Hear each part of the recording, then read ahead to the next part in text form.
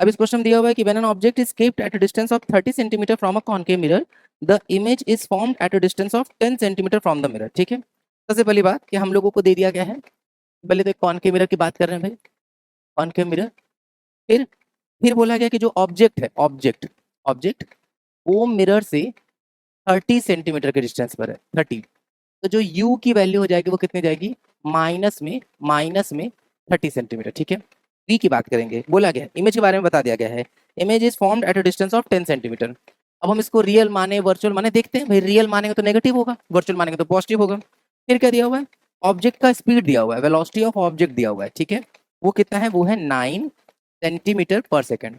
अब हम लोगों से पूछा क्या जा रहा है, पूछा जा रहा है स्पीड ऑफ इमेज, जिससे स्पीड जिस स्पीड से इमेज चल रहा होगा उसके बारे में बात कर रहे हैं भाई। Velocity of image with respect to mirror का फॉर्मूला क्या था, माइनस में v square by u square, velocity of object with respect to mirror. बोलो ठीक है। अब भाई मिरर के बारे में कुछ बोला ही नहीं गया, तो हम लोग ये कंसिडर करके चल रहे हैं कि जो मिरर होगा वो रेस्ट में होगा। ये माइनस साइन क्या बता रहा होगा कि जो ऑब्जेक्ट की वेलोसिटी है वो इमेज की वेलोसिटी के अपोजिट होगी, या ये भी बोल सकते हैं कि जो इमेज की वेलोसिटी है वो ऑब्जेक्ट की वेलोसिटी के क्या होगी, अपोजिट, माइनस। अब हम इसीलिए बोल रहे थे भाई वी को अगर हम नेगेटिव रखें पॉजिटिव रखें, स्क्वायर कर देंगे तो खत्म हो ही जाएगा, वो स्क्वायर कर देंगे तो 100, यू का स्क्वायर करेंगे तो उसका भी माइनस खत्म, 900 इंटू वेलोसिटी ऑफ ऑब्जेक्ट हम लोगों को दिया हुआ कितना है, वो 9 है।